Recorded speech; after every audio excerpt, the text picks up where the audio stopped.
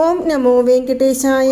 നമസ്കാരം. ആത്മീകം കുടുംബത്തിൻ്റെ പുതിയൊരു പതിവിലേക്ക് എല്ലാവർക്കും സ്വാഗതം.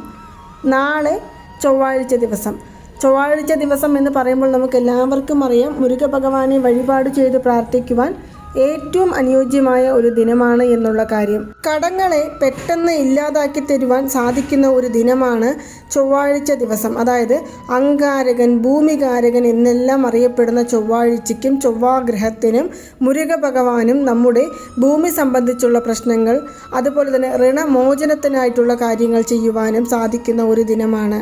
ഒരുപാട് പേർ കടങ്ങളെ ഇല്ലാതാക്കുവാൻ വേണ്ടി ചൊവ്വാഹോര സമയം ഉപയോഗപ്പെടുത്തി വരുന്നുണ്ട്. അത് അവർക്ക് പ്രയോജനം നേടിത്തരുന്നുമുണ്ട് എന്നും നമുക്കറിയാവുന്ന കാര്യമാണ്. അങ്ങനെ നോക്കുമ്പോൾ ഈ ചൊവ്വാഴ്ച ദിവസത്തിൽ വരുന്ന അത്ഭുത ദിനം കൂടിയാണ് ചതുർത്ഥി ദിവസം എന്ന് പറയുന്നത്. നമ്മുടെ പൗർണമി തിഥി കഴിഞ്ഞു വരുന്ന 4-ാം ദിവസത്തെയാണ് സങ്കടഹര ചതുർത്ഥി എന്ന് പറയുന്നത്. സങ്കടങ്ങളെ ഇല്ലാതാക്കുവാൻ സാധിക്കുന്ന ഒരു ദിനമായിട്ടാണ് സങ്കടഹര ചതുർത്ഥി ദിവസത്തെ അറിയപ്പെടുന്നത്. ഏതൊരു പ്രാർത്ഥനകളാണെങ്കിലും വിനായക ഭഗവാന്റെ മുൻപിൽ, അതായത് വളരെ എളിമയായ ഭഗവാൻ എന്നാണ് വിനായക ഭഗവാനെ അറിയപ്പെടുന്നത്. സാധാരണ ഒരു ആലിൻ ചുവട്ടിൽ ഇരുന്നു കൊണ്ട് പോലും ഭക്തജനങ്ങളെ അനുഗ്രഹിക്കുവാൻ സാധിക്കുന്ന ഒരു ഭഗവാൻ വിനായക ഭഗവാൻ. നമ്മുടെ സങ്കടങ്ങൾ എത്രമാത്രം ഉണ്ടെങ്കിലും അതിനെയെല്ലാം നിഷ്പ്രയാസം ഇല്ലാതാക്കി തീർക്കുവാൻ സാധിക്കുന്ന ഭഗവാൻ വിനായക ഭഗവാൻ. അങ്ങനെയുള്ള വിനായക ഭഗവാന് ഏറ്റവും അനുയോജ്യമായ ദിനമാണ് നാളെ ചതുർത്ഥി ദിവസം എന്ന് പറയുന്നത്. ഈ ചതുർത്ഥി ദിവസവും മുരുക ഭഗവാന് ഏറ്റവും പ്രധാനപ്പെട്ട ദിവസമായ ചൊവ്വാഴ്ച ദിവസവും ചേർന്ന് വരുന്ന ഈ ദിവസത്തെ അങ്കാരക ചതുർത്ഥി എന്നാണ് പറയുന്നത്. നമ്മുടെ ഏതൊരു പ്രശ്നങ്ങളെയും മാറ്റിത്തരുവാൻ വേണ്ടി സാധാരണ ഏതൊരു ചതുർത്ഥി ദിവസത്തിൽ വ്രതമനുഷ്ഠിക്കാത്തവർ പോലും ഈ ഒരു ചതുർത്ഥി ദിവസത്തിൽ വ്രതമനുഷ്ഠിച്ച് സുബ്രഹ്മണ്യ സ്വാമിയെയും വിനായക ഭഗവാനെയും പ്രാർത്ഥിച്ചു വരികയാണ് എന്നുണ്ടെങ്കിൽ തീർത്താൽ തീരാത്ത പ്രശ്നങ്ങളെ പോലും ഇല്ലാതാക്കുവാൻ സാധിക്കും എന്നാണ് പറയുന്നത്. ഇനി അഥവാ വ്രതമനുഷ്ഠിക്കാൻ സാധിക്കുന്നില്ല, ഞങ്ങൾക്ക് വഴിപാടുകൾ ചെയ്യുവാൻ സാധിക്കുന്നില്ല, ക്ഷേത്ര ദർശനം നടത്തുവാൻ സാധിക്കുന്നില്ല എന്നെല്ലാം പറയുന്നവർക്ക് വേണ്ടിയുള്ള ഒരു ചെറിയ പരിഹാര മാർഗം ഞാൻ ഇവിടെ പറയാം. അതിനു മുന്നേ സഹോദരങ്ങൾ എന്നതിലുപരി നല്ല ഒരു സുഹൃത്തുക്കൾ എന്നുകൂടിയാണ് മുരുക ഭഗവാനെയും വിനായക ഭഗവാനെയും പറയുന്നത്.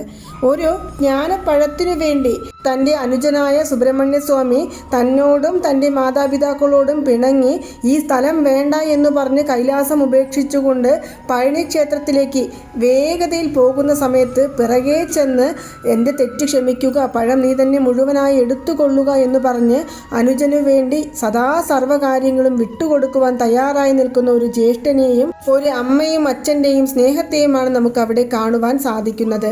അതുപോലെ തന്നെയാണ് മുരുക ഭഗവാൻ തൻ്റെ മനസ്സിൽ കൊണ്ടു നടക്കുന്ന വള്ളിക്കുറത്തിയെ വിവാഹം ചെയ്യുവാനായിട്ട് ഒരുപാട് പഠിച്ച പണി 18 നോക്കി നടത്തി. പക്ഷെ അതൊന്നും തന്നെ വള്ളിക്കുറത്തി ഏറ്റില്ല. കാരണം വള്ളിദേവിയുടെ മനസ്സിൽ എപ്പോഴും ആരാണ് ഉണ്ടായിരുന്നത്? മുരുക ഭഗവാനാണ്. വേഷം മാറി വന്ന് നിൽക്കുന്ന ഈ ഒരു വൃദ്ധനെ എനിക്ക് സ്വീകരിക്കുവാൻ തയ്യാറല്ല എന്ന് പറഞ്ഞ് വള്ളിദേവി ഒരുപാട് തവണ അദ്ദേഹത്തെ ശാസിച്ച് തിരിച്ചയച്ചെങ്കിൽ പോലും ആ ഒരു വൃദ്ധൻ എപ്പോഴും വള്ളിദേവി വിവാഹം കഴിക്കണമെന്ന ആ ഒരൊറ്റ കാര്യത്തിൽ ഉറച്ചു നിൽക്കുകയും അതിനുവേണ്ടി കൂട്ടുപിടിച്ചത് വേറെ ആരെയുമല്ല, തൻ്റെ സഹോദരനായ വിനായക ഭഗവാനെ തന്നെയാണ്. തൻ്റെ സഹോദരന് വേണ്ടി, അതായത് മുരുക ഭഗവാന് വേണ്ടി വിനായക ഭഗവാൻ ഞാൻ നിന്നെ സഹായിക്കാം എന്ന് പറഞ്ഞ് ഒരു ആനയുടെ രൂപത്തിൽ വള്ളിദേവിയെ തുരത്തി ഓടിച്ച കഥയും നമ്മുടെ വീഡിയോകൾ കാണുന്ന നിങ്ങൾക്ക് എല്ലാവർക്കും അറിയാവുന്ന ഒരു കാര്യമാണ്. ഇങ്ങനെ സഹോദരൻ എന്നതിലുപരി ഒരു അച്ഛനും അമ്മയും ഒരു ഉറ്റ സുഹൃത്തും കൂടിയാണ് വിനായക ഭഗവാൻ മുരുക ഭഗവാന് എന്നുള്ള കാര്യം ഈ ഒരു വീഡിയോയിലൂടെ നമ്മൾക്ക് മനസ്സിലാക്കുവാൻ സാധിക്കുന്നതാണ്. അങ്ങനെയുള്ള അത്ഭുത ഒരു ദിവസമാണ്, അതായത് ഏട്ടനും അനിയനും അനുയോജ്യമായ ഒരു ദിവസം എന്നു തന്നെ പറയാവുന്നതാണ്. അങ്ങനെയുള്ള ഈ ഒരു ദിവസത്തിൽ ഞാൻ ആദ്യം പറഞ്ഞതുപോലെ വ്രതമനുഷ്ഠിക്കാൻ സാധിച്ചില്ല, പീരിയഡ്സ് ആണ്, പുരവാലായ്മയാണ്, ഇനി അഥവാ ഞങ്ങൾക്ക് ഓർമ്മയിലില്ല എന്നൊന്നും പറയാതെ രാവിലെ ഉണർന്ന ഉടൻ ഞാൻ ഇവിടെ പറയുന്ന 2 മന്ത്രം 11 തവണ ചൊല്ലുക. ഇതിന് നിങ്ങൾ ഏതൊരു തരത്തിലുള്ള കാര്യങ്ങളും നോക്കേണ്ട കാര്യമില്ല. അതായത് നമ്മളിതൊരു തിരുനാമമാണ് പറയുവാൻ പോകുന്നത്. അതുകൊണ്ട് തന്നെ യാതൊരു നിഷ്ഠകളും പാലിക്കേണ്ടതായിട്ടില്ല. നിങ്ങൾക്കിനി ഉണർന്നതും ചൊല്ലാൻ സാധിക്കുന്നില്ല, മനസ്സ് കേൾക്കുന്നില്ല, കുളിച്ച് ദീപം വെക്കുന്ന സമയത്ത് ചൊല്ലിക്കോട്ടെ. ധാരാളം കുളിച്ച് ദീപം വെക്കുന്ന സമയത്ത് ഈ മന്ത്രം ജപിക്കാവുന്നതാണ്.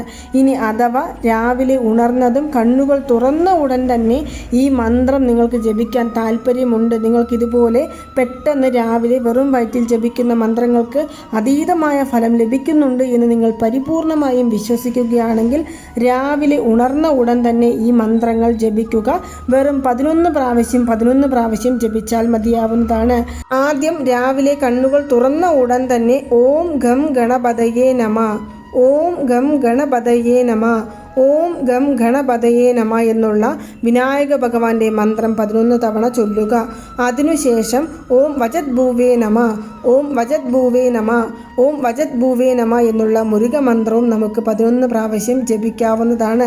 ഇത് രണ്ടും മനസ്സിരുത്തിക്കൊണ്ട് നമ്മൾ മുരുക ഭഗവാനെയും വിനായക ഭഗവാനെയും മനസ്സിൽ ധ്യാനിച്ചുകൊണ്ട് ജപിക്കുകയാണെങ്കിൽ നമ്മൾ ഏത് കാര്യങ്ങൾ ആഗ്രഹിച്ചാലും, ഇനി അഥവാ ഏത് കാര്യങ്ങൾ മനസ്സിൽ കരുതാതെയാണ് ഈ മന്ത്രം ജപിക്കുന്നതെങ്കിലും നമ്മുടെ ജീവിതത്തിൽ ഐശ്വര്യം വന്നു ചേരും. നമ്മൾ അതിയായി ആഗ്രഹിക്കുന്ന കാര്യം നമ്മളെ തേടി വരും. അതിൽ യാതൊരു വിധത്തിലുള്ള സംശയവും വേണ്ട. ഇനി അഥവാ രാവിലെ ഉണർന്ന ഉടൻ ചൊല്ലാൻ സാധിച്ചില്ല, അല്ലെങ്കിൽ ഞങ്ങൾ ഇപ്പോഴാണ് ഈ വീഡിയോ കാണുന്നത് എന്നുണ്ടെങ്കിൽ നിങ്ങൾക്ക് നാളെ ഏതൊരു സമയത്ത് വേണമെങ്കിലും, അതായത് നാളെ രാവിലെ 8 മണിയോടുകൂടിയാണ് ചതുർത്ഥി വ്രതം ആരംഭിക്കുന്നത്. ബുധനാഴ്ച രാവിലെ 6:40 വരെയും ചതുർത്ഥി തിഥി ഉണ്ട്. ആ ഒരു സമയത്തിനുള്ളിൽ ഏതൊരു സമയത്ത് വേണമെങ്കിലും നിങ്ങൾക്ക് ഈ മന്ത്രം ജപിക്കാവുന്നതാണ്. ഉറങ്ങുന്നതിന് മുന്നേ 21 പ്രാവശ്യം എഴുതാൻ ആഗ്രഹിക്കുന്നവരാണെങ്കിൽ ആ ഒരു സമയത്ത് ഇത് എഴുതാവുന്നതാണ്. ഇങ്ങനെ എഴുതുകയും പറയുകയും തുടർച്ചയായി തിരുനാമങ്ങൾ നമ്മുടെ മനസ്സിൽ ഓർക്കുകയും ചെയ്യുന്നത് മൂലം നമ്മൾ എന്താണോ ആഗ്രഹിച്ചത് അത് നേടിയെടുക്കുവാൻ സാധിക്കും. നമ്മുടെ കഷ്ടപ്പാടുകളെ ഇല്ലാതാക്കിയെടുക്കുവാൻ സാധിക്കും. നമ്മുടെ കടങ്ങളെ കുറേശ്ശെയായിട്ട് നമുക്ക് അടച്ചു തീർക്കുവാൻ സാധിക്കും. ആരോഗ്യപരമായ പ്രശ്നങ്ങൾ ഉണ്ടെങ്കിൽ അത് മാറിക്കിട്ടും. സാമ്പത്തികപരമായ ബുദ്ധിമുട്ടുകൾ ഉണ്ടെങ്കിൽ അത് മാറിക്കിട്ടും. ഇങ്ങനെ എല്ലാ തരത്തിലുള്ള പ്രശ്നങ്ങളെയും മാറ്റിയെടുക്കുവാൻ സാധിക്കുന്ന ഒന്നാണ് വിനായക ഭഗവാന്റെയും അതുപോലെ മുരുക ഭഗവാന്റെയും ഞാൻ ഇവിടെ പറഞ്ഞ ഈ മന്ത്രങ്ങൾ എന്ന് പറയുന്നത്. ഇനി ഇത് നാളെ മാത്രമാണോ ചൊല്ലേണ്ടത് എന്ന് ചോദിച്ചാൽ അല്ല. ഈ 2 മന്ത്രങ്ങളും എല്ലാ ദിവസങ്ങളിലും നമുക്ക് ജപിക്കാം. അതിന് നേരമോ കാലമോ നോക്കേണ്ട കാര്യമില്ല. എങ്കിലും ഇതുപോലുള്ള നല്ല ദിവസങ്ങൾ ഒരുമിച്ച് വരുന്ന, അതായത് തിഥികളും നാളുകളും നക്ഷത്രങ്ങളും ഒരുമിച്ച് വരുന്ന ഈ ദിവസങ്ങളിൽ നമ്മൾ തുടങ്ങുകയാണ് എന്നുണ്ടെങ്കിൽ, ഇതുപോലുള്ള മന്ത്രങ്ങൾ ജപിച്ച് തുടങ്ങുകയാണെങ്കിൽ നമ്മൾ വിചാരിച്ചതിനേക്കാൾ ഉയരത്തിലേക്ക് നമ്മുടെ ജീവിതം മാറിപ്പോകുന്നത് നമുക്ക് അനുഭവിച്ചറിയുവാൻ സാധിക്കുന്ന ഒന്നാണ്.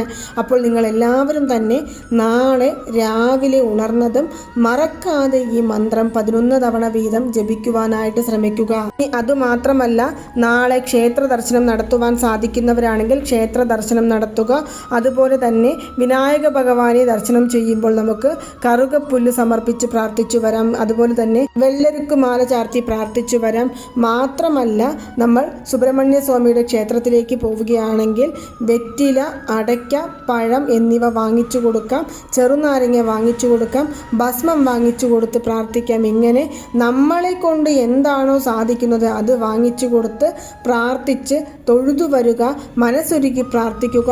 അവിടെ ഇരുന്നു കൊണ്ടും ഓം ഗം ഗണപതയേ നമഃ എന്നുള്ള മന്ത്രവും ഓം വജത് ഭൂവേ നമഃ എന്നുള്ള മന്ത്രവും ജപിച്ചു വരിക. എല്ലാവിധ പ്രശ്നങ്ങൾക്കും ഒരു പരിഹാര മാർഗം ഭഗവാൻ നമ്മളിലേക്ക് കൊണ്ടെത്തിക്കുന്നതായിരിക്കും. അപ്പോൾ നിങ്ങൾ എല്ലാവരും മറക്കാതെ നാളെ ഈ മന്ത്രങ്ങൾ ജപിക്കുകയും ക്ഷേത്ര ദർശനം നടത്തുകയും ചെയ്യുക. നിങ്ങൾക്ക് എല്ലാവർക്കും ഈ ഒരു വീഡിയോ ഇഷ്ടമായി കാണുമെന്ന് വിശ്വസിക്കുന്നു. ഇതുപോലുള്ള മന്ത്രജപങ്ങൾ, തിരുനാമങ്ങൾ, അതുപോലെ തന്നെ ഭഗവാന്റെ തിരുകഥകൾ എന്നിവയെക്കുറിച്ചും വഴിപാടുകൾ, താന്ത്രികങ്ങൾ എന്നിവയെക്കുറിച്ചും കൂടുതലായിട്ട് അറിയണമെന്നുണ്ടെങ്കിൽ ആത്മീകം എന്ന നമ്മുടെ ഈ ഒരു ചാനൽ സബ്സ്ക്രൈബ് ചെയ്യുവാനും സപ്പോർട്ട് ചെയ്യുവാനും ഷെയർ ചെയ്യുവാനും മറക്കരുത്. നന്ദി, നമസ്കാരം. ഓം നമോ നാരായണ. ഓം നമോ വെങ്കിട്ടേശായ നമഃ.